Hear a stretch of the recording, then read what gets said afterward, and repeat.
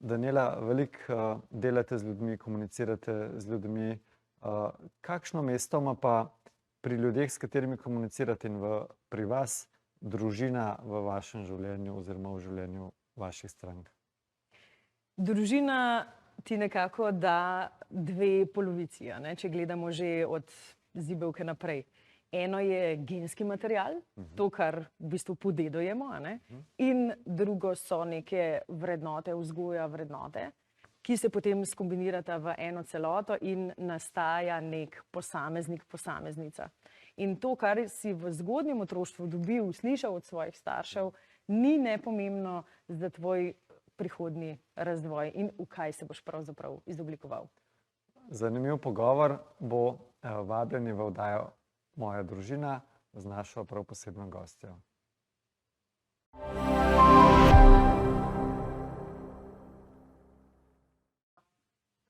Drage gledalke, dragi gledalci, dobrodošli. V oddaji Moja družina tokrat gostimo izjemno vsestransko žensko, Danielo Bervar Kotolenko, podjetnico, vodstveno svetovalko, mentorico, strateško povezovalko in mamo. Daniela, pozdravljeni, dobrodošli v studiu. Hvala lepa za povabilo.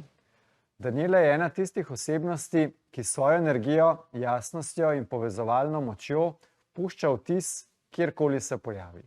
Je oseba za globoko empatijo in širokim razumevanjem družbenih procesov, obenem pa ženska, ki zna ostati zvesta svojim vrednotam, tako doma kot v poslu.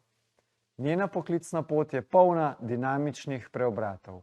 Od mednarodnih poslovnih srečanj in dela s podjetji do razvoja poslovnih skupnosti in platform, kjer združuje podjetništvo, ustvarjalnost in človeški stik.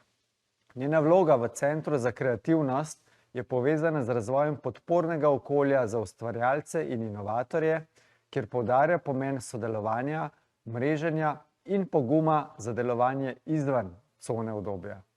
Skozi svoje delo ves čas poudarja, da je največja napaka v poslu zamujena priložnost. A Daniela ni samo poslovna ženska, je tudi partnerka in mama. V oddaji se bomo dotaknili njenega osebnega ozadja, vrednot, ki so jih privzgojili doma, ter kako danes te iste vrednote predaja naprej v svoji družini in pri svojih strankah. Odprli bomo tudi vprašanje, kako uravnotežiti tempo zahtevnega poslovnega življenja z umirjenim in zdravim družinskim okoljem. Daniela nam bo predstavila, zakaj verjame, da je stres nalezljiv in zakaj moramo razviti wellness za svoj Če želimo biti kos življenjskim izzivom, moramo uporabljati vse znanje tako doma, kot tudi v službi. Spoznali bomo, kaj za Danielo pomeni uspeh, kako gradi odnose, zakaj je pomembno ustvarjati z ljudmi, ki ji dajo energijo in kako se sama sooča s spremembami. V svojem slogu iskreno in brez olepševanja bo spregovorila o ženski moči, mehki voditeljici, vztrajnosti, pa tudi v tem, kako v današnjem času ostati zvest sebi in hkrati odprt za dialog z drugimi. Oddaja Moja družina za Danielo Bervar Kotolenko bo preplet globokih uvidov, življenjskih zgodb, poslovnih nasvetov in tiste srčne note, ki nas vse povezuje kot ljudi in družine. Ne zamudite pogovora, ki odpira vrata k razumevanju, da je prav družina tista temeljna skupnost, s katero črpamo moč za vse, kar ustvarjamo v življenju. Še enkrat hvala, da ste z nami. Jaz predlagam, da kar začnemo in res me zanima, iz kakšne družine pravzaprav prihajate. Prihajam iz zelo zanimive družine, namreč eno zanimivo dejstvo je, da sta in moj oče in moja mama bila edinca. Tako da zmeraj sem se želela bratrance ali sestrične, ki pa jih ni bilo, ne. Je bila pa sicer zelo široka družina. Pravzaprav izhajam iz družine, oče je zdaj upokojen kirurg, mama je dirigentka oziroma profesorica glasbe, tako da po eni strani znanost in morda umetnost v neki kombinaciji. Vendar pa sama nisem izbrala ne ene, ne druge poti v življenju, tako kot ste že v uvodniku lepo napovedali. Izbrala sem potem podjetništvo. Zdaj, kako je od take kombinacije v družini do te poti prišlo? Pravzaprav jaz do konca osnovne šole iskreno, roko na srce, nisem vedela, kaj podjetnik pravzaprav počne. Pri nas doma je bilo tudi nekaj časa, neko tako zlato pravilo, ki se je verjetno podedovalo že od naših babic, vse samo kredita ne. In pravzaprav to pove o tistem času neke zmernosti, varčnosti in pravzaprav v taki družini sem bila, kjer je vedno smo si privoščili, ko so bila sredstva za to, ne pa sredstva vnaprej. Kar je po eni strani fino potem za življenje, da se naučiš preudarnosti, smotrnosti in seveda ravnanja s svojimi sredstvi. Po drugi strani pa je slabost tega, da nikoli pravzaprav že v ranem otroštvu nisi dobil mogoče te podjetniške infuzije, ki je pravzaprav bila potem moja, ko rečem, končna destinacija, poslovna. Se pravi, kje druge vrednote bi mogoče še pa pol od mame in očeta, da bi lahko rekli, da ste jih prevzeli? Se pravi, eno je gotovo, kot ste rekli, varčnost oziroma ta prvo nekaj ustvar, pol pa troš po domači šen. Ampak podjetništvo je tudi precej riskantnosti, pojdi v neznano, gibaj se znotraj meja, gotovo ni podjetniško, pojdi ven iz okvirov. A še kakšna taka stvar ali pa mogoče značilnost očeta in mame, ki ste se dopolnjevala pri vaši vzgoji ali pa razlikovala? Ja, pravzaprav oče je bil precej strog. Tam sem se naučila omejitev, spoštovanje nekih pravil. Pravzaprav po drugi strani mama je bila pa nekako njena vrednota je bila pa, če bi zdaj po angleško povedala, sky is the limit, ne boje meja. Kjer je pa bila neskončna podpora v vsakem nekem ambiciji, želji, potencialu. Kadarkoli sem odkrila nek svoj talent, interes, ga je mama v neskončnem smislu podprla, pa ne samo, ne vem, me je peljala na kakšne nastope ali pa ne vem, kakšne take stvari, ampak tudi psihično, mentalno. Znaš, zmoreš, imaš ti to. So bili stavki, ki sem jih od mame dobila tako vsakodnevno za stvari, ki sem jih recimo počela.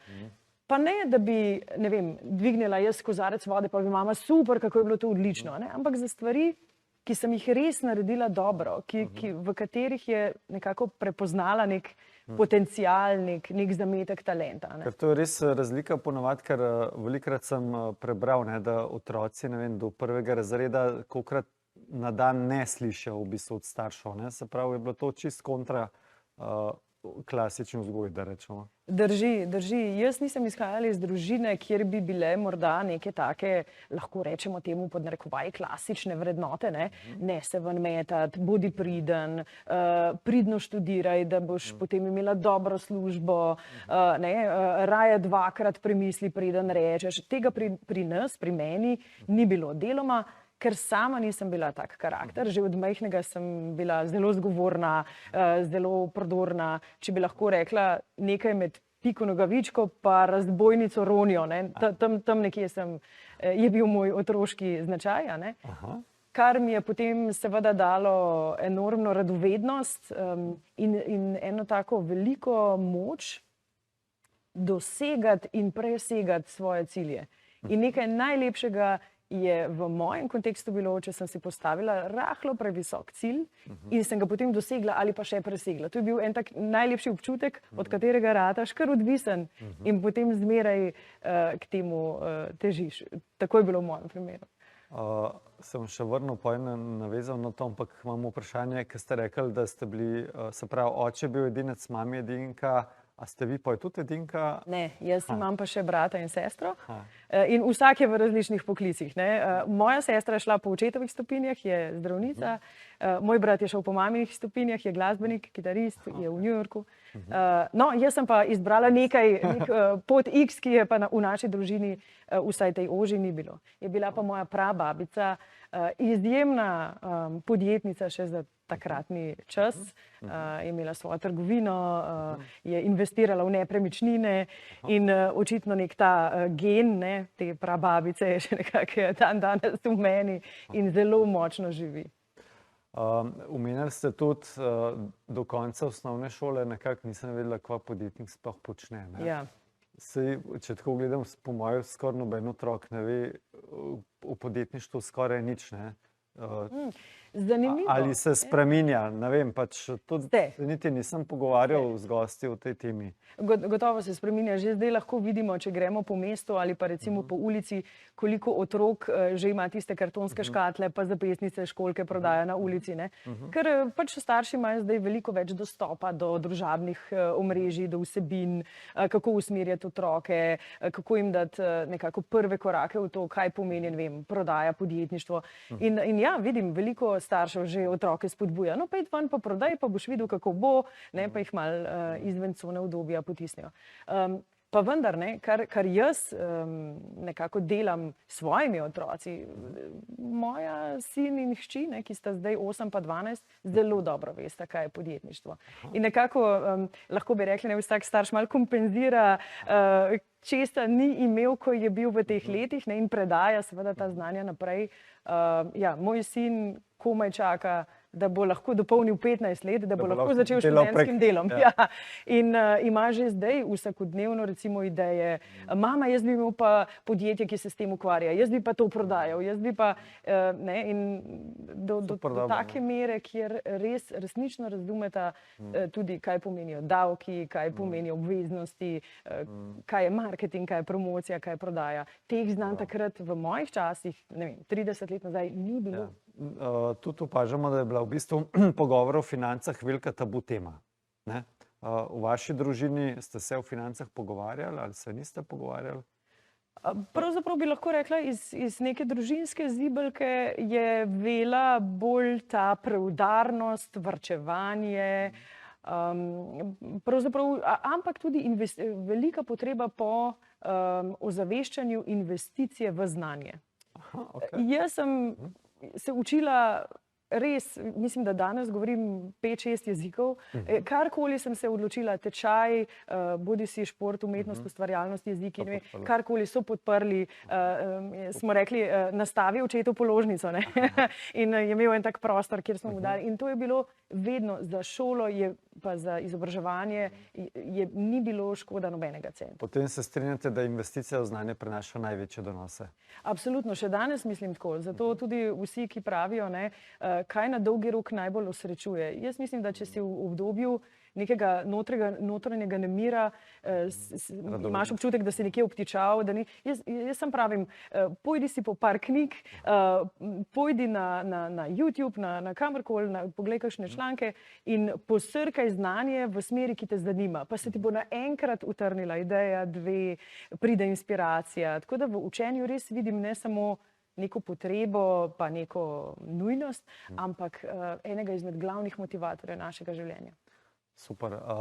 Glede na to, da nas čas preganja, predlagam, dragi gledalci, da gremo na eno kratko pavzo in potem nazaj z vprašanjem razlike med formalno in neformalno izobrazbo.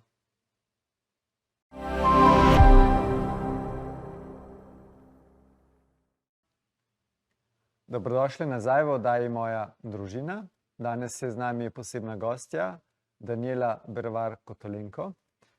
Pogovarjala so se o izobraževanju in zanima me v bistvu, kje je večja teža, na formalnem izobraževanju ali na neformalnem izobraževanju? Kaj pravite?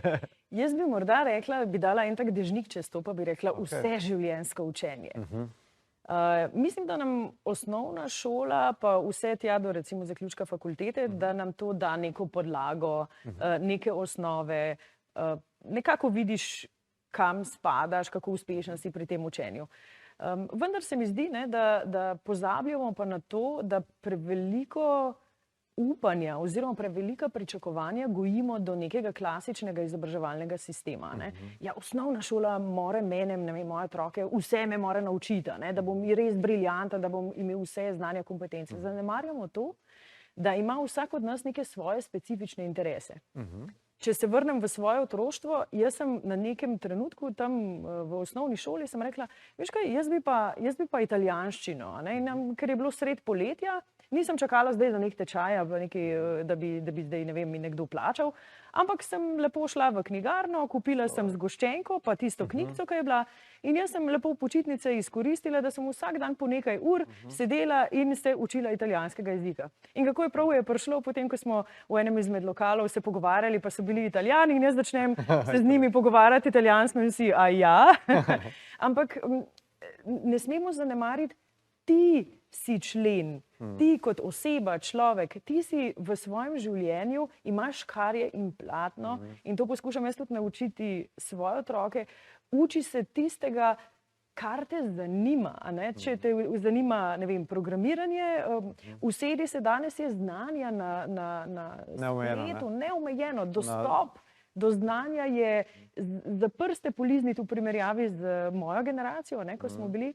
In vse je na dosegu roke, če le hočeš. No, glih tukaj, ne? A pa so današnji otroci še toliko radovedni, kot ste bili vi, ki ste bili otrok, ne?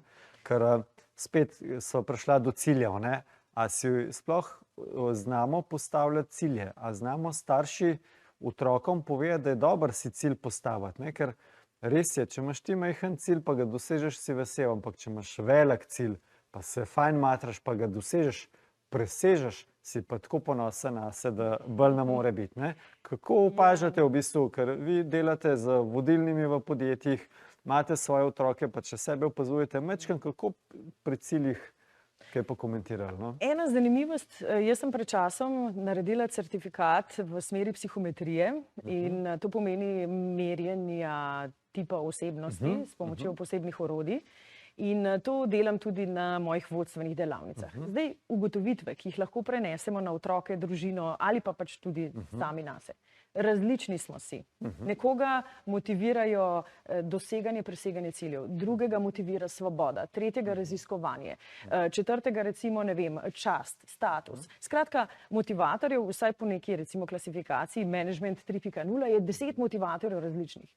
In mi vsi vemo, da tudi če imamo eno gnezdo družinsko, pa 3 otroke, vsak otrok bo popolnoma svojstven, svoj tip osebnosti. Ne moreš verjeti, ne? Tako. In zdaj starš reče, jaz sem vedno, ne vem, presegal cilje. Otroci, kako vi niste taki, jaz ne vem, kaj sem naredil v življenju narobe. Nihče ni nič naredil narobe, ampak pač v gnezdu imamo različna jajčka. In zdaj pomembno je pogledati, kakšen je posameznik, zdaj vodja, otrok, kdorkoli, kaj ga pravzaprav motivira, v čem je res dober in tam podpreti. Na silo svoje frustracije, travme, neizživete sanje projicirati v nekoga, ne bo nikoli dobre poti do uspeha in pravzaprav ustvarjamo stres sebi in vsem ostalim okoli. No, kam ne se starš ali pa gledalke in gledalci, ki so starši, obrnejo za svoje otroke, da dobijo to orodje, da dejansko njega malo bolj spoznajo, katere motivatorje imajo? Ok, ja, zdaj na to bi lahko temu imela celo delavnico, pa vas dan to se pogovarjala, vendar... To se mi zdi pomembno, čim bolj zgodaj to spoznati, ker pol veš, kako otroka motivirati v bistvu. Pomembno je opazovanje. Tudi zdaj, jaz bom rekla, veliko tudi staršev je, ki je obtičalo recimo v svojih 40-ih v neki službi, kjer niso zadovoljni. In ne malokrat mi kdo na LinkedIn piše, Daniela, kaj ne naredim, kako bi zdaj šel na svoje, zdaj sem ujet v eni firmi in neki službo hodam, ni mi to fajn, kako bi šel na svoje, pa si ne upam in tako naprej. In zdaj ali pri sebi, ali pri otroku opazovati. Zdaj seveda, razen če imaš kakšne teste, orodja, s katerimi se lahko to testiraš, pa se malčkem bolj sprofiliraš, lahko rečemo, je treba dobro opazovati pri otrocih, seveda recimo, ali je to nekdo, ki je tak aktivator, vizionarček, aktivc, vsega zanima, misli šibajo, povsod je, potem recimo je to nekdo, ki zahteva neko dinamiko, podporo, tak bo verjetno tak zelo ekstrovertirana osebnost, in tudi potem neka čast, slava, svoboda so neki motivatorji, ki gredo s tem. Recimo lahko imamo pa otroka, ki pa ima zelo rad red, strukturo, pravila, ki v šoli barva do črte, ki morda, ne vem, motivator je bolj raziskovanje oziroma sistemi, mogoče bolj take narediti stvari na pravilen način. A ne? To je seveda popolnoma drug tip. In zdaj pričakovati, da bo ta ekstrovert, odrski človek, ne vem, Elon Musk, ne, seveda to ni profil za tak tip uspeha, ampak je lahko to uspeh na povsem drugih področjih, recimo v financah, v kakšnih pravnih poklicih, kjer so pravila navodila. Ne. Potem imamo naravne empatke, potem so taki, ki so ekstremno empatični, ki so odlični, ki vidiš, ne vem, bombonček razdeli na 2 dela, čeprav je trd, pa da, ne. Veliko srce do ljudi, sošolci ga imajo neizmerno radi, ne. To je seveda super potem za kakšne kadrovske službe, za kakšne, recimo, ne vem, bolnišnice, psihološke poklice, ne, kjer moramo imeti ta čustveni in empatični stik. In potem imamo na koncu še take, ki jih pa zanima bolj raziskovanje, analitika, logika, ki so pa lahko krasni, ne vem, matematiki, fiziki, raziskovalci, developerji, a ne. In tukaj spremljaš, gledaš, opazuješ in podpreš tam, kjer so dobri. Super, krasno sestavlja Lego kocke, super, kupi mu še tistega robotka, a ne, pa ga še podpri v njegovem interesu, a ne. Ne pa otroku reči, vidiš, kako se, ne, Tomažek fino igra z Lego kockami, ti pa še škatle nisi odprl, ker si za rojstni dan dobil. Ker ga to ne veseli, ga ne zanima. In zdaj si ti razočaran, kako pa zdaj tvoj se ne igra z Lego kockami. Torej, podpreti tam, kjer smo dobri, pogledati, a ne, kakšne talente imaš ti, kakšne imam jaz, in tvoje talente se fokusirati na njih, jih nadgrajevati, in s tem pride tudi motivacija. Ja. Sprav ne, kaj ne moreš, pa kaj zmoreš. Ne? Tako. Kaj pa vas je potem, rekli ste, v osnovni šoli, oziroma koncu osnovne šole ste spoznali, kaj je podjetništvo, oziroma začeli tem se posvečati. Kaj vas je dejansko na vašo pot podjetništva odneslo, preneslo, usmerilo? No, tako. Zelo zanimivo je, pa to večkrat slišim podjetnika govoriti, ta neka iskrca se ti v tebi se prižge, meni se je tam nekje v srednji šoli. Točno se spomnim, bila sem v enem lokalu na kavi, kjer sem gledala plakate po stenah in sem rekla, vidiš ta marketing, to je tako zanimiva stvar. Jaz bi tudi kakšne take projekte delala, pa to je to oglaševanje, pa to kako oni na ta način v bistvu nekaj prodajo, nekaj promovirajo, a ne? In to je pač nek primitivni zametek, ne? Zanima me to. A ne? Druga stvar zagotovo je to, da sem imela ta notranji vzgib, da moram s svojimi rokami nekaj ustvariti. Jaz sem v srednji šoli, prvi dan, ko sem lahko šla po študentsko napotnico, sem bila tam. Jaz sem se tresla od navdušenja, da bom jaz lahko delala in si služila svoj denar. In potem sem prevajala članke iz nemščine, potem sem, ne vem, za enciklopedijo pisala neke prevode, potem sem prodajala tuše od vrat do vrat, kelnarla, anketirala, ni da ni. Nobeno delo mi ni bilo, tega pa jaz ne bi, vse sem želela probati, da sem videla, kako... To je pomembno v bistvu, da nimaš, bom rekel, že vnaprej nekega negativnega odnosa do nekega dela. Ne? Drži. Ker podjetništvo v principu, to mi je enkrat rekel podjetnik, ki je potem zelo uspešno prodal svoje podjetje, je rekel, jaz sem bil od čistilke, računovodje, inženirja, ekonomista, izterjevalca, bom rekel, faktur denarja, in tako naprej, finančnika. Tako da, če bi gledal na koncu tudi, koliko dela sem vložil, pa koliko sem pa dobil sicer za to podjetje, ta zaslužek ni nek tak, da padeš dol, je rekel. Ampak ne bi pa nikoli zamenjal te poti in bi še enkrat šel skozi. Jaz mislim, da lahko podprem to razmišljanje. Date pa seveda to tudi vlogo, da skozi vsa ta dela jasno vidiš, česa si pa v življenju ali pa v poklicu ne želiš. Naprimer, zame je bilo najbolj naporno gostinstvo. Jaz sem šla tam med počitnicami, med posameznim razredom. Sem šla potem tudi delati v bližnji lokal. In dobiš res težke karakterje na šanka, še posebej tam pozno popoldne, in res se naučiš delati z težavnimi ljudmi. Da ne omenjam, da so se kdaj tam tudi stepali, pa so kozarci leteli. Skratka, naučiš se res nekako delovati in ohranjati mirno kri v kaotičnih situacijah. Vendar jaz sem bila takrat tako izčrpana, da ko sem prišla domov, pa je mama rekla, kako pa je bilo? Pa sem rekla, mama, zdaj že cele počitnice to počnem. In sem rekla, jaz tega ne zmorem. Ker res je težko, res moraš biti pozoren, delaš z denarjem, delaš z ljudmi, delaš s težkimi karakterji, delaš cele dneve, ne, res si utrujen. In potem sem v bistvu znala ceniti, kaj pa je tisto, kar mene veseli. In ko sem šla na tisti poti, se nekaj, evo, to je moja pot. Res z užitkom delam, ne? Ja. Super. Končali so tudi drug del, drage gledalke, dragi gledalci. Po kratkem, bom rekel, odmoru se vrnemo nazaj z našo gostjo, kjer bomo govorili pa o kombinaciji dela in pa družine in prostega časa.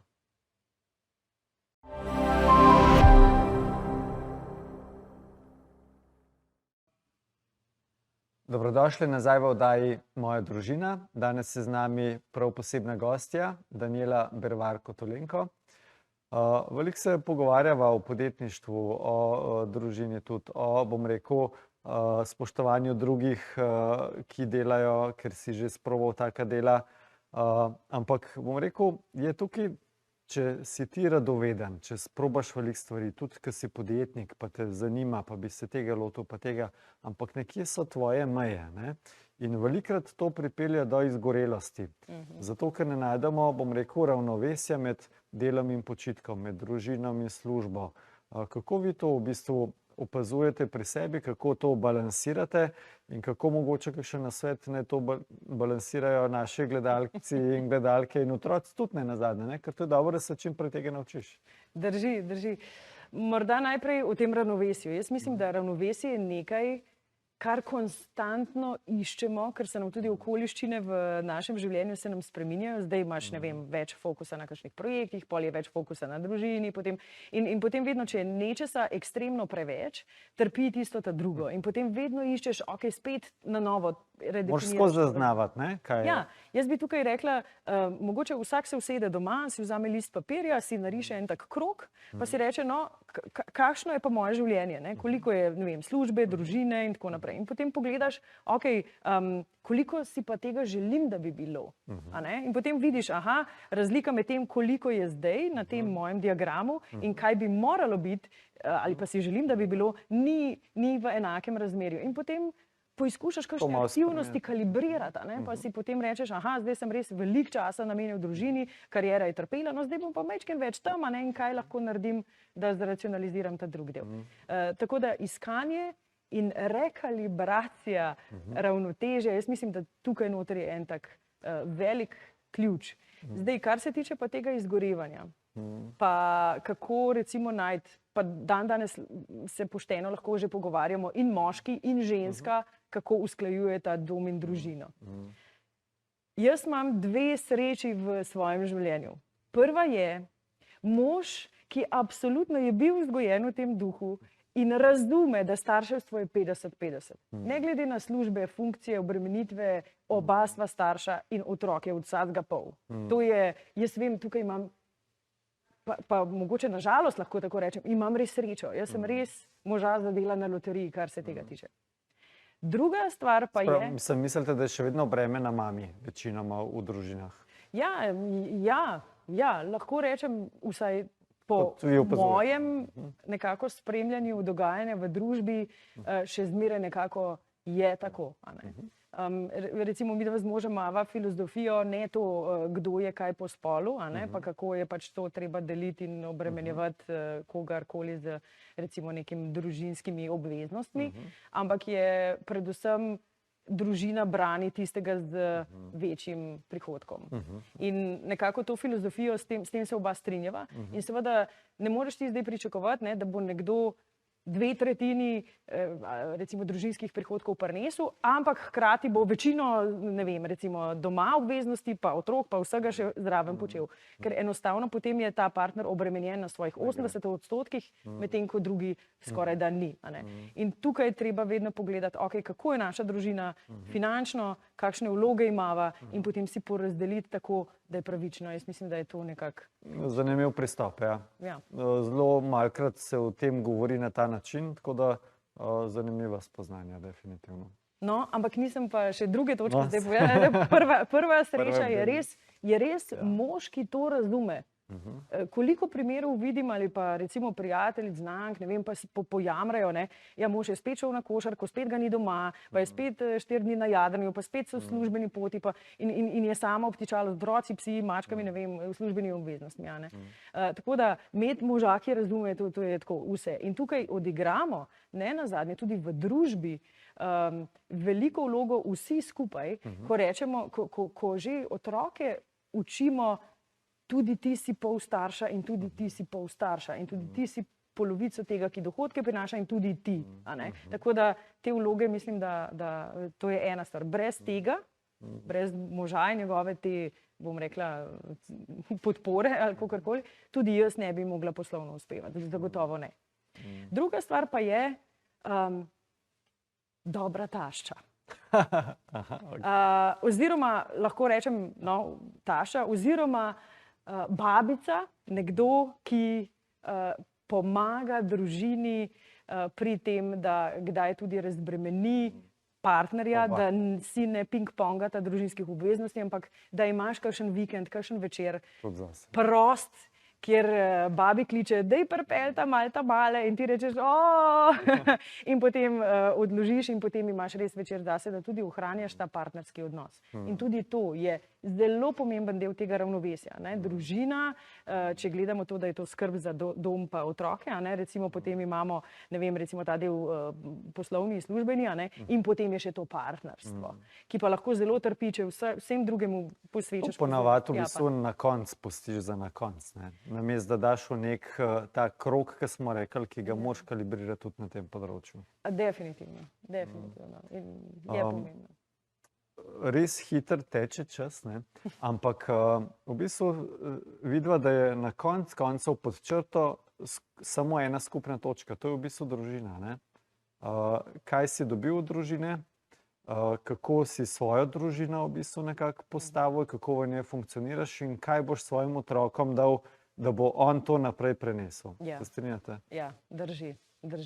Meni je družina ekstremno pomembna, ravno iz tega razloga, ker sem omenila, moja starša sta edinca, jaz sem zmeraj imela potrebo in videla italijanskim družinam, ki se jih 40 naenkrat dobi, pijejo, jejo pršut in se kdaj skregajo, ampak se imajo radi, so si v podporo.